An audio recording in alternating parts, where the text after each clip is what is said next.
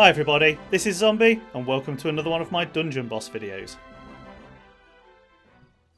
So right now there's a Halloween event going off in Dungeon Boss that's actually really good. The rewards are out there for anyone that wants to put the effort in and earn some candy corn in order to spend in the candy store.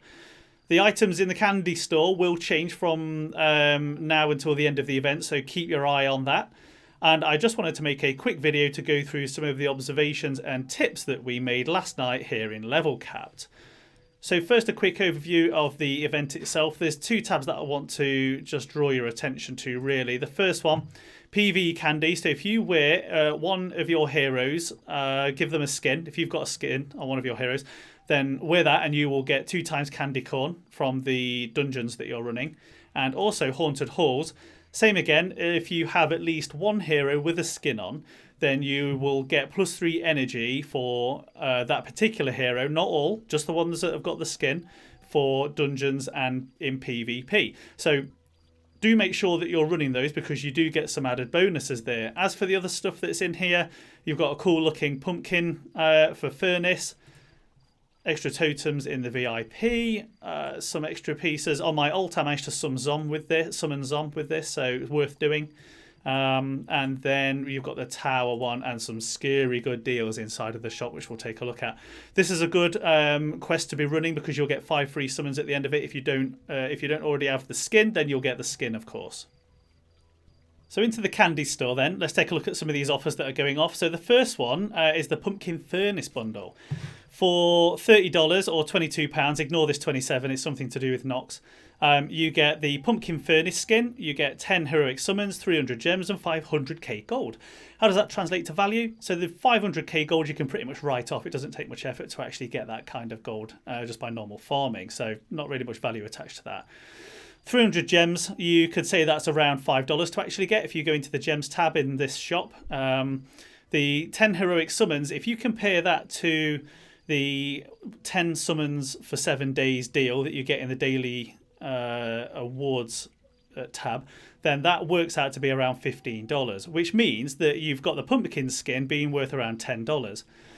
Now, is that worth it or not? Well, that depends. How much do you like Furnace and how much do you want the skin? It also depends on the rarity of the skin. If they only make this available during this event, maybe next year, 2017, in that event as well, then, you know, it's pretty worth getting. I think I'd get it. If, however, they include it in a quest line for an event that happens sometime between now and then, or maybe once or twice, then kind of reduces the value of it, if you ask me.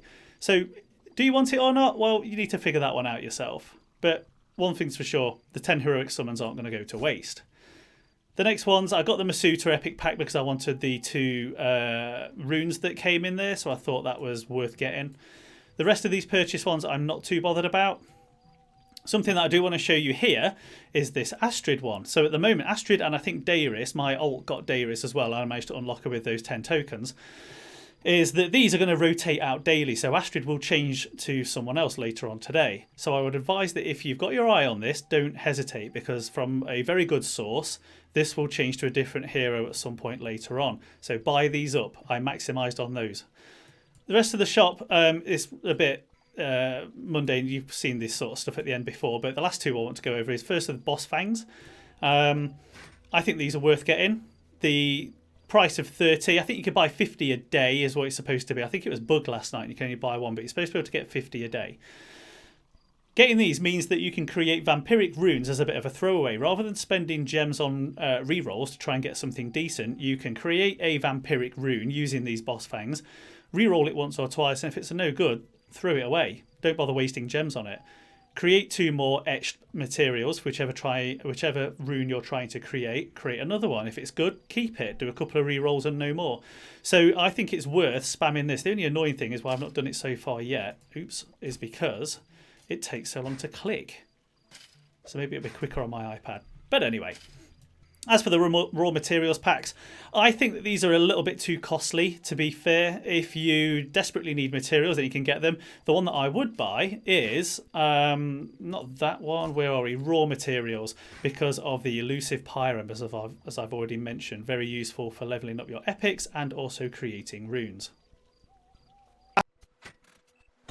So spawning randomly in dungeons are the pumpkins, which are clickable and you can get various loot out of them. From our observations last night, we've seen stuff like 5 to 10 loot keys coming out, 2,000 to 100,000 gold, 20 to 250 candy corn. That's doubled if you've got a skin. 1 to 8 tokens. 8 is pretty rare. And the heroes that we've seen popping up are Valkyne, Correct, Zom, OE, Brom and Hansuk. I've only seen Zom so far with that amount of tokens coming out, all in one sitting. 10 stamina and 3 to 8 gems. So where to farm the pumpkins and how? Boss Island is obviously a good choice. You can combine farming pumpkins along with totems. The only thing for me is that they take too long, they're too slow, but you do get between 4 and 5 pumpkins for each run, which is pretty good going. However, after some testing, we have found that Chapter 14, Dungeon 6, which is entitled The Vault, is the best for farming the pumpkins. You can run it on either challenge mode or normal. It costs 5 stamina. You'll generally see 1 to 5 pumpkins in some of the rooms, as you'll see on the video playing now. You can even pick up 2 pumpkins inside of one room. The last benefit of running this dungeon is that you can farm pyre embers. Anyone that is currently upgrading their epics or working on crafting new runes, you'll know that pyre embers are a rare commodity, so for combining this with pumpkins, it's the obvious choice. And then another couple of observations that we made. On a couple of occasions, one of the guys brought in over 1,000 candy corn, which is pretty amazing. And then I also saw someone who managed to get 19 stamina from one particular run he did. And at one point last night when I was running it, I was actually gaining more stamina than I was actually spending. So this is definitely worth grinding out. As for the teams to run for this, well, it all depends on what heroes you've got and how strong you are. And this applies at all levels, from the top end to the lower end of the scale.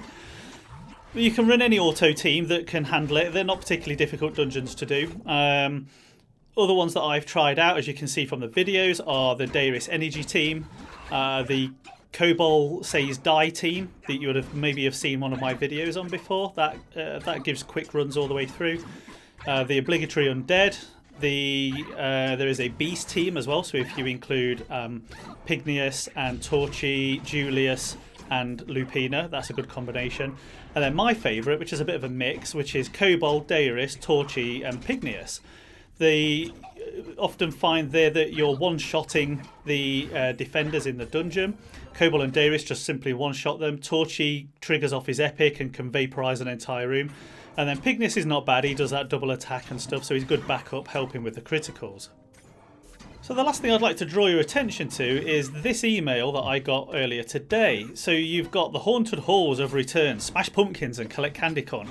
But if you scroll down and look on the left, you will see Ekko in what appears to be a new ghosty skin. Looks pretty cute. I might actually get that myself as well.